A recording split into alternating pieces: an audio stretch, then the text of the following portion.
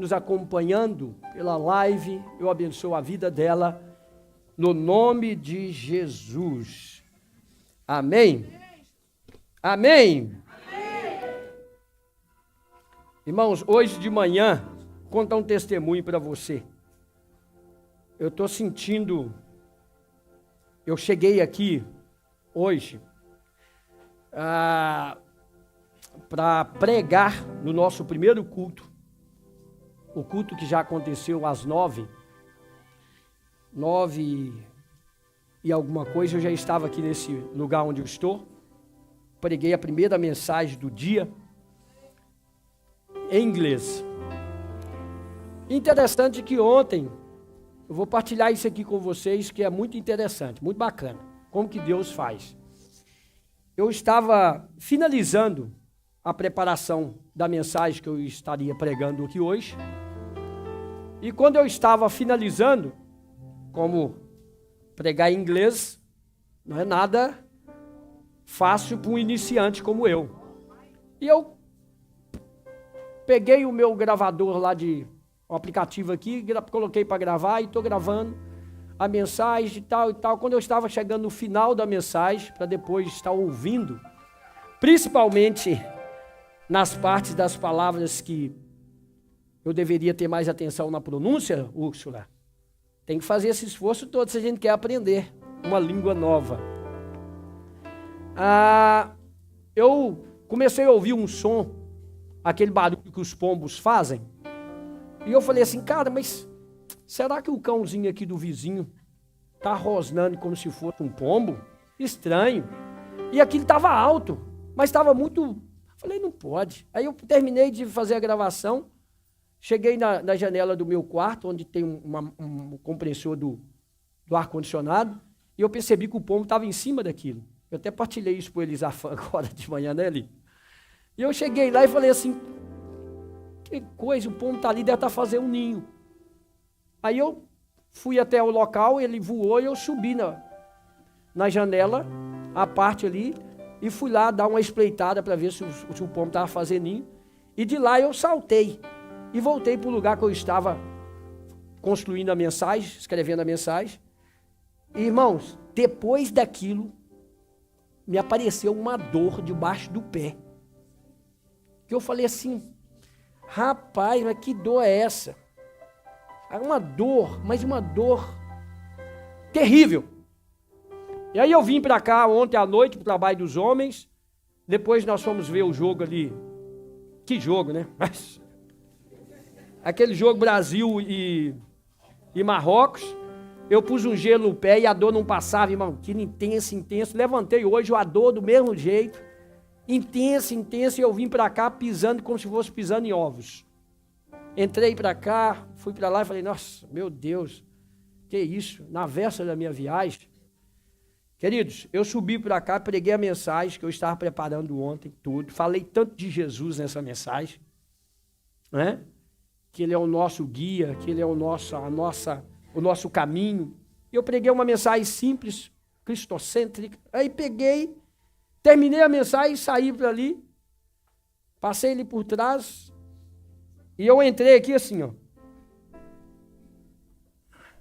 E agora já estou assim, ó. E eu falei assim, cara, como é interessante você falar daquilo, como a nossa boca pronunciando as bênçãos de Deus é o suficiente para vir a cura sobre o seu corpo físico. Eu falei, uau, que coisa impressionante. Eu saí dali, encontrei uns irmãos ali, partilhei com eles, encontrei um outro grupo lá na frente, partilhei, porque a gente tem que aprender a falar das coisas que Deus faz com a gente. Acontece uma coisa, às vezes, que não é do nosso agrado, a gente quer contar para todo mundo. Ah, tá vendo? Não, irmão, conta as bênçãos que Deus te fez ou te faz. Conte para todo mundo. Conte que Jesus é amor. Conte que Ele é a solução. Fale para as pessoas aquilo que o Senhor faz com você. Todos os dias. Você está deitado, Ele está cuidando de você. Você levanta, Ele está ali contigo. Você sai para o trabalho, lá Ele está. Você volta, Ele está com você. Alguém está Precisando de algo, você vai ter com a pessoa, Deus está com você. Tudo é Deus, tudo é Ele. Quem crê nessa palavra, diga amém. Então eu queria e quis muito começar essa prédica de hoje com esse breve testemunho que eu entendi ser muito importante contar para você aqui hoje. E com essa palavra, eu levanto as minhas mãos e ministro cura na manhã do dia. Sua cura emocional, sua cura física, em nome de Jesus, toma posse. Se você está sentindo alguma dor, no nome de Jesus, Senhor, restaura essa dor agora. Restitui, Senhor. Ossos, nervos, ó Pai, em nome de Jesus. Os órgãos do seu corpo. Entrega nas mãos de Deus agora e diga, Senhor, em nome de Jesus, põe as mãos sobre mim agora e repreende todo o mal da minha vida. Traz a cura no meu corpo físico, porque Tu és o Deus que faz. Quem crê nessa palavra, aplaude ao Senhor. Hoje nós estamos num dia especial, irmãos. É um dia que estamos em contagem regressiva para o início do verão, embora ele já chegou. Está quente, está muito calor, mas graças a Deus nós estamos num tempo de calor e é um tempo muito propício para falar do amor de Deus. O amor de Deus. Vocês que estão na célula, nos nossos grupos da esperança, terão oportunidades diversas para falar do amor de Deus. Quando você estiver ali no Marechal Carmona, quando você estiver em uma praia, lembre-se, você é a luz que aquele lugar precisa. Você é o sal para temperar aquela situação toda que está ali. Lembre-se disso. Não esqueça. Ser crente demais aqui dentro dessas quatro paredes não faz muito a não ser o seu culto sendo oferecido para Deus. Porque quem está do seu lado já conhece Jesus. Então nós precisamos estar com os olhos naqueles que estão nas trevas, perdidos. Hoje, na ceia, nós vamos tratar de um tema sobre o enviar. A representatividade aqui do tema conectado, ou seja, no que a ceia nos ensina. Primeiro texto que eu quero usar na minha mensagem, o evangelismo ativo, da mesa ao mundo. Da mesa ao mundo, lá fora.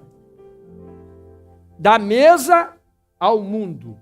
A mesa do Senhor, aqui ó, a mesa. Você veio à mesa hoje, você vai comer do símbolo do corpo de Jesus e do símbolo do sangue do Senhor. O que é que nós vamos fazer aqui hoje? Nós vamos comer para trazer à nossa memória aquilo que Ele fez por nós lá na cruz do Calvário. E aí, nós precisamos usar isso como uma referência para que você possa fazer lá fora de uma forma como Ele pediu que fizesse. Olha o que diz o texto. 1 Coríntios capítulo 11, o verso 26. Diz assim, porque todas as vezes que comerdes este pão, e beberdes este cálice, anunciai a morte do Senhor até que venha. Até que venha. Então a ceia não é apenas um memorial, como nós acostumamos falar. É uma proclamação. É uma proclamação daquilo que o Senhor está pedindo que fizesse aqui. Não é apenas um momento de comunhão. Ok? Aqui está um comissionamento. Ao nos assentarmos à mesa do Senhor, irmãos, nós temos que ter isso bem claro na nossa mente. A obra de Cristo não terminou na cruz, mas continua através da sua igreja, do seu corpo, nós aqui. A obra continua. Enquanto estivermos aqui, a ceia nos faz olhar para trás, para o sacrifício de Cristo, para dentro, examinando o nosso coração, a nossa mente. Ceia fala disso. Olhar para cima, aguardando a sua volta. E para fora, alcançando os perdidos. Porque Jesus morreu para todos. Não é só para um grupinho fechado. A salvação é para todos. Então, o primeiro ponto dessa mensagem, o partir ou partindo o pão, nos chama a repartir Cristo. Em Lucas capítulo 22, Lucas, abre a sua Bíblia, Lucas capítulo de número 22, e o verso de número 19.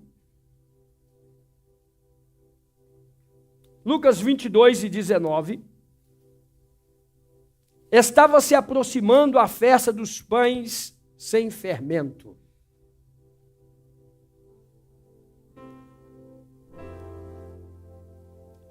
Chamada Páscoa. E os chefes dos sacerdotes e os mestres da lei procuravam um meio para matar Jesus. Mas tinha medo do povo. Então Satanás entrou em Judas, chamado Iscariotes, um dos 12. Judas dirigiu-se ao chefe dos sacerdotes e aos oficiais da guarda do templo e tratou com ele como poderia lhes entregar Jesus. A proposta muitos alegrou. E acordaram sobre lhe dar dinheiro. E ele concordou, procuravam uma oportunidade para lhes entregar Jesus, quando a multidão não lhe estivesse presente. Finalmente chegou o dia, a festa dos pães sem fermentos, no qual havia a ser sacrificado o cordeiro pascal. Jesus enviou Pedro e João dizendo: vão, preparem a refeição da Páscoa, para nós comermos. Onde queres que o preparemos? Perguntaram. Ele respondeu: ao entrar na cidade, um homem com um pote de água encontrará vocês. Sigam-no até a casa em que ele entrar. E diga ao dono da casa. O mestre pergunta: onde é o salão de hóspedes, no qual comerei a Páscoa com meus discípulos? Ele mostrará a vocês uma ampla sala no andar superior, toda mobilada. Façam ali os preparativos. Eles saíram e encontraram tudo como Jesus lhes tinha dito e prepararam a Páscoa. Quando chegou a hora, Jesus e seus apóstolos reclinaram-se à mesa. Ele lhe disse: desejei ansiosamente comer essa Páscoa com vocês antes de sofrer. Pois eu vos digo a vocês que não comereis dela novamente até que se cumpra no reino de Deus. Recebendo um cálice, ele deu graça e disse: peguem o cálice e partilhem uns com os outros. Pois eu lhes digo que não bebereis outra vez do fruto da videira, até que venha o reino de Deus.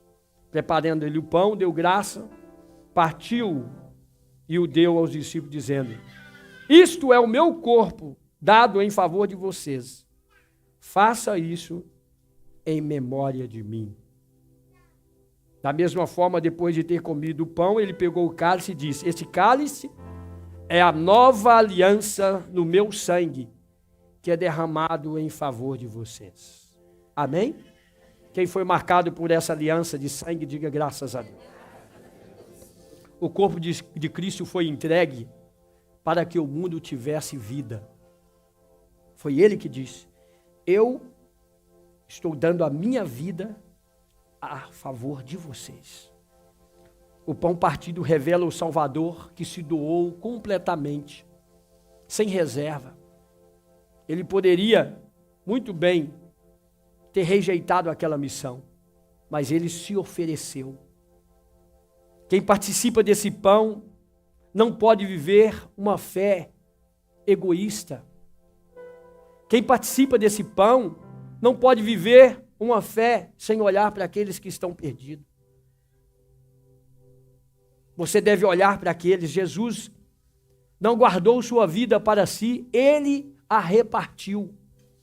E da mesma forma, a igreja não pode guardar o evangelho para si. Nós precisamos repartir. Nós precisamos falar de Deus para as pessoas.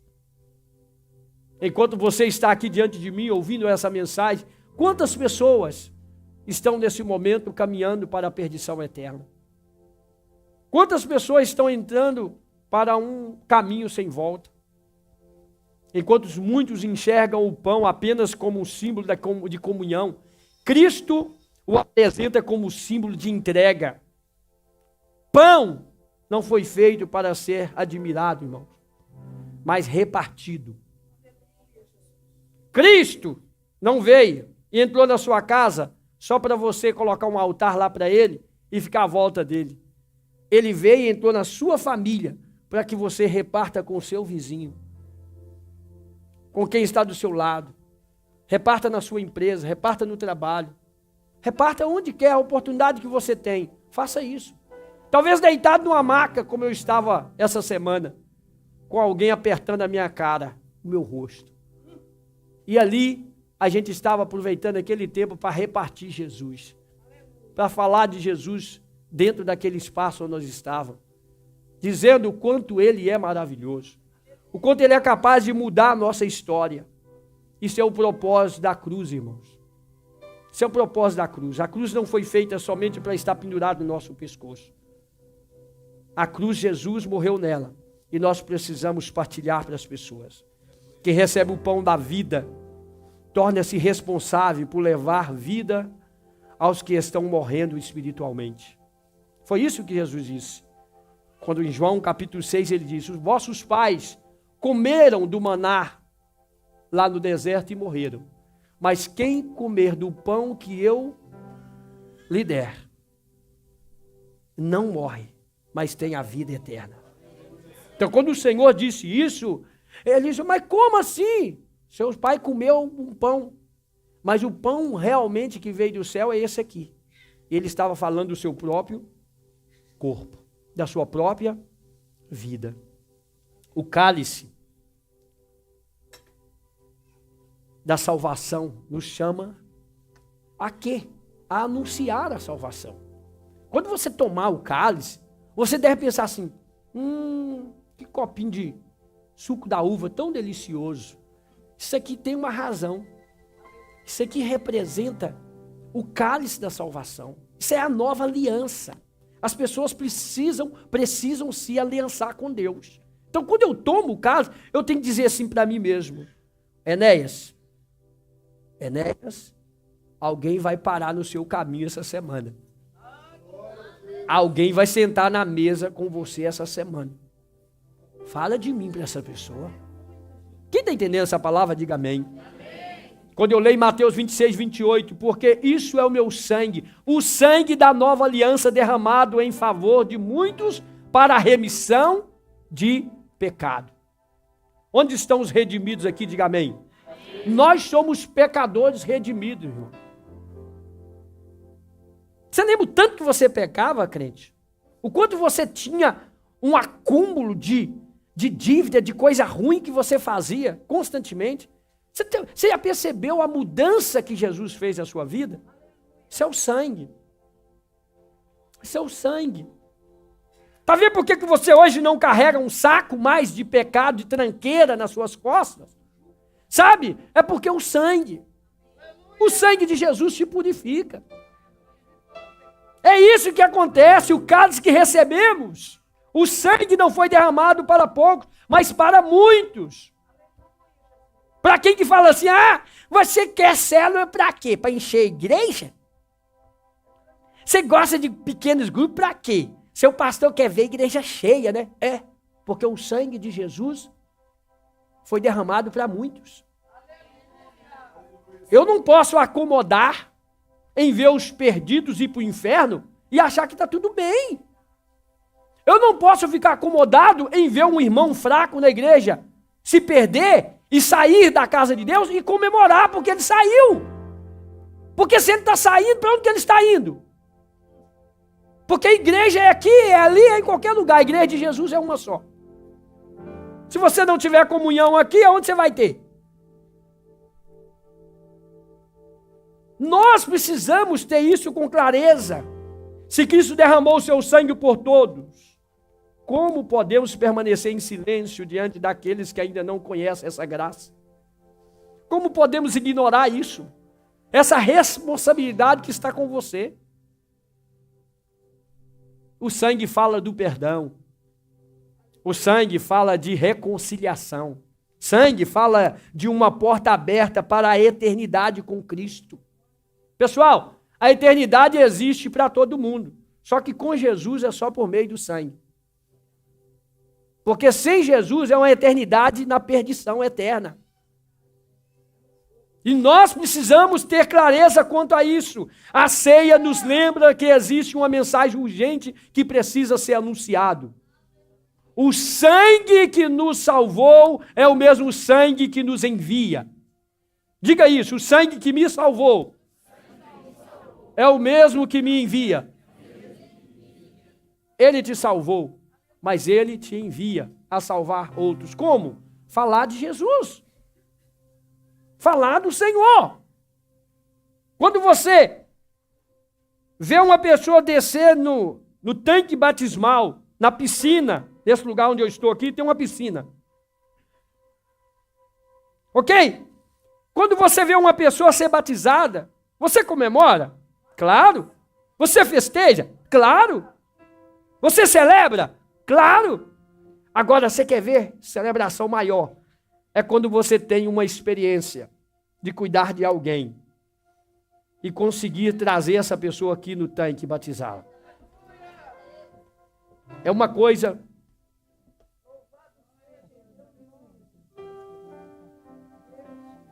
Amém. Então, se você entendeu essa palavra, diga amém. Quem quer liberar uma palavra de cura aqui, amém? Para alguém que passou mal lá no Brasil, pai da Silvana, amém? Pai, eu libero uma palavra de cura agora. Tu és o Deus que muda a situação. Pelo poder do nome de Jesus, a ti oro. Cremos, repreendemos todo o mal agora que ele sente, no nome de Jesus. A cruz não produz espectadores, produz testemunhas. Diga lá, a cruz não produz espectadores, produz testemunhas. Você é uma testemunha de Deus. Entenda isso, por favor. Nós somos testemunha do Senhor. O que uma testemunha faz? Testemunha. Quando você percebe lá uma confusão no trânsito, e alguém fala aqui, fulano aqui é testemunha, estava aqui do meu lado. Percebe? Estava sentado aqui dentro do carro, e ele viu quando fulano entrou aqui na frente e cometeu esse acidente.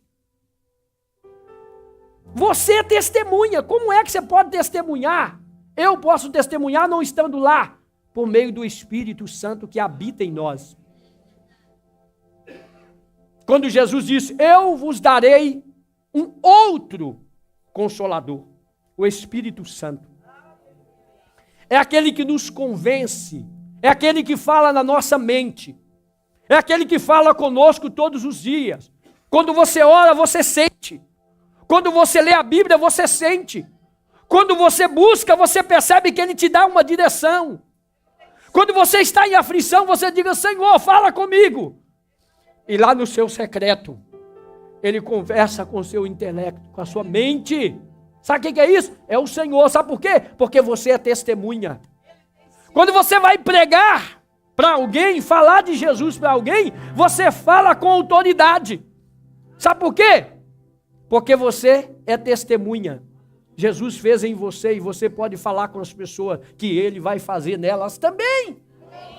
Quem está entendendo essa palavra, diga graças a Deus. Quando em Atos capítulo 1, verso 8, a palavra de Deus diz assim, mas recebereis poder ao descer sobre vós o Espírito Santo e sereis minhas testemunhas em Jerusalém, na Judéia, Samarias e até os confins da terra. Quando você lê aquele texto, você vai, mas como assim? Isso aconteceu com eles, é por isso que você está aqui.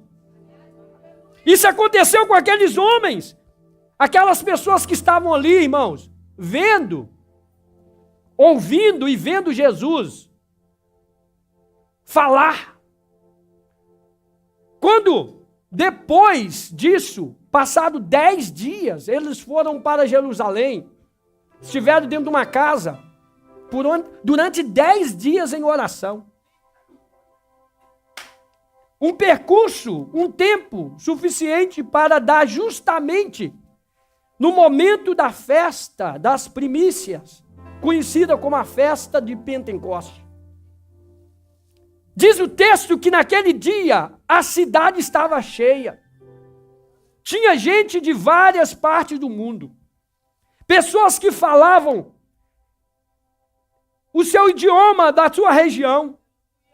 E naquele dia todos os crentes estavam dentro de uma casa, orando, buscando de Deus uma direção para começar a missão. E qual é essa direção? Eles precisavam ter uma experiência com Deus. Aquela experiência que Jesus tinha prometido no capítulo 14 de João, quando ele disse: não se turbe os vossos corações. Crede em Deus, crede também em mim. Na casa de meu pai há muitas moradas. Eu vou preparar lugar. E se eu for, virei outra vez para vos buscar, para levá-los, para morar comigo. Não fique triste, porque eu não vos deixarei órfão. Eu enviarei a vocês o Espírito Santo, o Consolador, aquele que estará com vocês todos os dias, e vocês farão através dele coisas maiores do que eu fiz. Vocês serão usados de uma maneira poderosa. Eles lembraram dessa palavra, Jesus voltou a falar com eles, o anjo que apareceu para eles, falou: olha, esse mesmo que vocês estão vendo aí, subir para o céu, vai voltar. Vai lá cumprir aquilo que ele pediu, vai para a cidade de Jerusalém, espere pelo Espírito Santo. E eles ficaram lá 10 dias, em comunhão e em oração, à espera do cumprimento da palavra de Jesus, a palavra de Deus. Passados esses 10 dias, no 10º dia, diz no capítulo 2 de Atos que veio sobre eles línguas parecidas como línguas de fogo. Um som, um barulho, e eles começaram a falar em línguas estranhas. Aleluia! Aquele Pedro bravo, aquele Pedro descontrolado, que pegava a espada e cortava a orelha de quem queria prender Jesus, foi o cara que levantou naquele dia para pregar o maior sermão naquele momento. E ele começou a pregar, porque as pessoas que estavam ao entorno da igreja, do cenáculo, diziam: esse povo está cheio de vinho, está cheio de de cachaça, de álcool. É por isso que eles estão chorando, é por isso que eles estão gritando, é por isso que eles estão orando alto. Esse povo estão fora de si. Mas Pedro começou a pregar. E na medida que ele pregava, os crentes que estavam ali foram tomados pelo Espírito Santo. E diz a Bíblia que eles começaram a pregar para aquelas pessoas na língua delas. Você imagina, irmão, quem não fala inglês aí e está aprendendo, sabe como que a luta que é para a gente aprender a falar um outro idioma? A luta que é, quem fala inglês aprender a falar português. Eles falam que é uma das línguas mais difíceis para aprender. Mas naquele dia, a Bíblia diz que as pessoas ouviam os crentes que ali estavam falar no próprio idioma. O Espírito Santo é Deus, ele faz isso. Quem crê, diga amém. Hoje ele está na terra, no coração de todos, comunicando em todos os idiomas. Quando você vai em Jerusalém, você chega ali, no jardim do túmulo, onde eu estive algumas vezes, e você vê os grupinhos. Você olha para um lado, tem um grupinho de japonês. Você olha para o outro lado, um grupinho de americano. Você olha para o outro lado, coreano. Você olha para o outro lado, português. Você olha para o outro lado, brasileiro. Gente, aquela quantidade de grupos, sabe fazendo o quê? Com a bandeja na mão, celebrando, festejando a Jesus. celebrando a Deus na ceia do Senhor. Você olha para um lado, que coisa mais linda. Sabe o que é isso? É a palavra de Deus se cumprindo. Quem crê nessa palavra, diga amém. A cruz nunca foi um convite à passividade. Quando Jesus morreu e ressuscitou, ele não reuniu discípulos para formar uma plateia. Ele levantou testemunhas. Quem é testemunha de Jesus aqui, diga amém. Você não existe somente para frequentar cultos. Você existe para anunciar Jesus ao mundo. A sua missão não é só vir em igreja de domingo. A sua missão não é só ir numa célula de 15 em 15 dias. A sua missão é ser luz aonde você estiver. É na sua casa, é no seu trabalho. Aonde você colocar os seus pés, você é a luz de Deus ali. Tem alguém olhando, o que é que está diferente em você? E você vai dizer, Jesus Cristo mudou o meu viver. Ele mudou o meu viver. Quem contempla a cruz deve carregar sua mensagem, irmão. Quem aceitou isso, Jesus, esse poderoso Deus, quem conhece a verdade deve proclamá-la em qualquer lugar. Quem experimentou a graça deve testemunhar dele, deve falar dele, sem medo. Ah, pastor, eu não consigo, eu não sei. Então vai experimentar dele, meu amigo. Você não precisa conhecer a Bíblia de capa a capa para falar de Jesus, não. Você precisa ter intimidade com ele. A intimidade com ele vai te levar a você a ler a Bíblia, a ler a palavra. Mas a falta de intimidade com ele, você lê a Bíblia e não consegue ter nada. Porque tem gente que consegue citar a Bíblia parecendo um capeta, mas não muda de vida. A vida continua a mesma, falta de intimidade, falta de sensibilidade ao Espírito Santo. Por que eu falei que nem o capeta? Porque o diabo conhece a Bíblia de capa a capa. Mas não muda. Mas se você tiver conexão com Deus, tudo que você lê é a palavra de Deus. Fica atento a isso. Fica atento a isso. E vai entrar no seu coração. E Jesus diz, ele, o Espírito de Deus, fará você lembrar tudo o que eu tenho dito. Termino essa mensagem. A cruz não foi levantada para ser observada à distância, mas para ser anunciada ao mundo. A ceia, esse momento, é um ensaio da eternidade, é um chamado à urgência. Apocalipse capítulo 19, 9 diz, bem-aventurado aqueles que são chamados à ceia das bodas do Cordeiro. Toda vez que celebramos a ceia, lembramos que Cristo voltará. Cristo voltará. É uma mesa preparada no céu, lá. Mas ainda existem cadeiras vazias aqui. Existem perdidos. A ceia aponta para um futuro glorioso da igreja, mas também nos confronta com a urgência da missão. Jesus está voltando, amém, irmãos? O tempo está chegando. O tempo da igreja é agora. O campo está pronto, as almas têm pressa. Elas estão perecendo. A seara está no jeito para ser colhida, onde estão os ceifeiros. Aonde estão as pessoas dispostas a pegar na foice e dizer, pode contar comigo, Senhor. Eu vou colher. Eu vou buscar. Não temos tempo para indiferenças. Não temos tempo para briguinha, para contenda, para conversa fiada, para fofoca. Não temos tempo mais para disso, me disse. O nosso tempo é agora. É envolver com o reino de Deus e dizer, Senhor, usa as minhas mãos.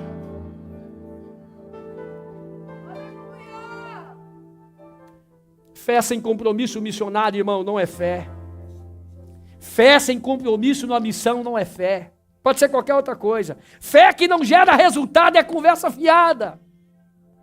Fé que não traz fruto e que não resulta em nada, isso não é fé. A fé verdadeira é a fé que nos queima, que nos motiva, que faz as nossas mãos aparecer com os feixes cheios de obras. É essa fé que Deus procura nos crentes. É aquela fé que nos incomoda, quando chega no domingo e nós olhamos para trás e dizemos do domingo até hoje, o que é que eu fiz? O que eu fiz? O que eu entreguei? Eu gastei uma semana da minha vida. Se eu tivesse morrido a semana passada, uma semana, já não prestava mais nada. O que eu fiz de domingo até agora? Eu tive a oportunidade de estar numa célula, não fui. Eu tive a oportunidade de visitar um crente que está fraco e não visitei.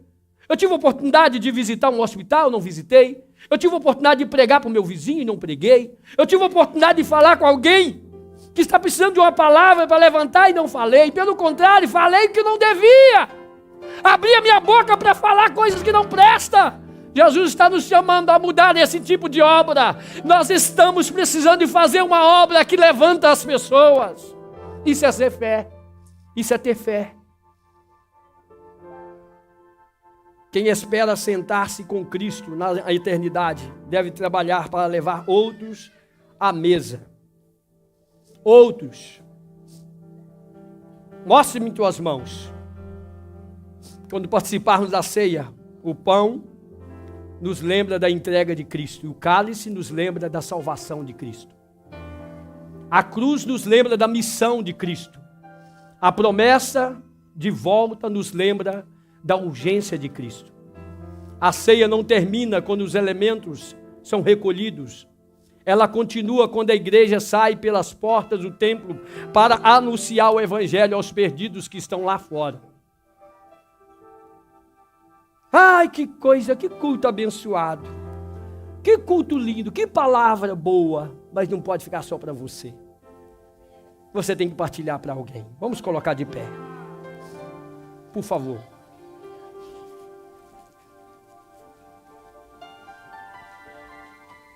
Feche os seus olhos. Enquanto vamos nos preparar para cantar. Deus quer abrir os nossos olhos espirituais. O nosso coração precisa estar preparado. Tem tanta gente precisando de nós. Você é um privilegiado. Você é um privilegiado. Porque em ti mora o Espírito Santo. Não repasse a sua missão. A missão é sua, individual. Todos nós temos a nossa missão. Fazer o que temos que fazer, pregar para quem precisa, falar de Jesus. É sua, é minha. Deus coloca essa oportunidade para você hoje. Até que ele venha, diz o Senhor, anuncie até que eu venha. Fale de mim até que eu volte.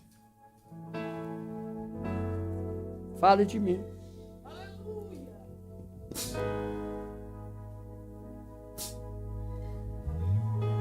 Essa é a igreja que o Senhor quer. Uma igreja que fala dele para os outros. Fale. Quanto tempo a gente perde falando coisas que não deve? Esquecemos de falar de Jesus. Quantas vezes?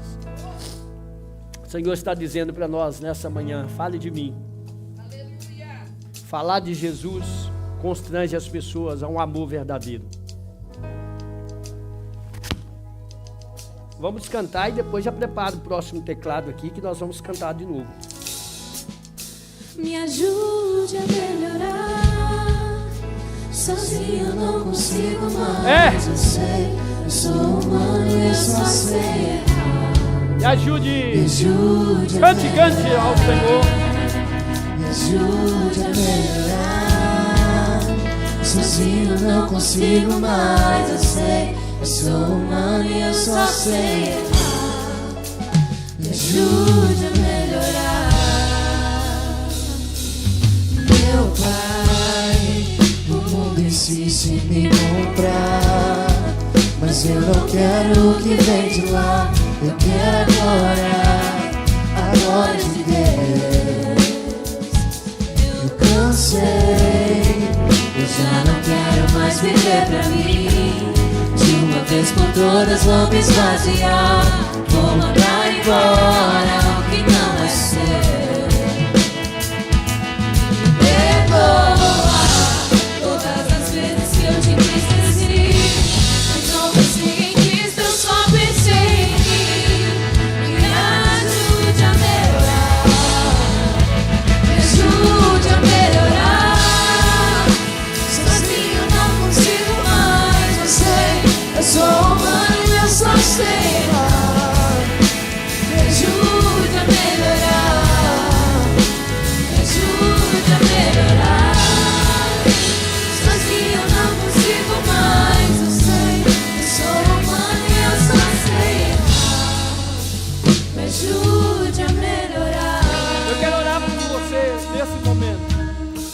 cheio. Você sentiu, ao ouvir a palavra de Deus, e você sentiu Deus falar ao seu espírito, ao seu coração, nessa manhã, nesse dia tão especial. Eu quero orar por você. Se você deseja vir aqui à frente, fazer um compromisso com Deus e dizer: Senhor, eu quero me entregar mais, eu quero me comprometer mais, eu quero ser usado, Deus, de uma maneira como o Senhor quer. Sai do seu lugar. Eu quero colocar as mãos sobre você. Eu quero te abençoar nessa manhã. Você não deve perder essa oportunidade. A oportunidade de ser abençoado por Deus. E diga para o Senhor: Senhor, pode me usar. Pastor, eu quero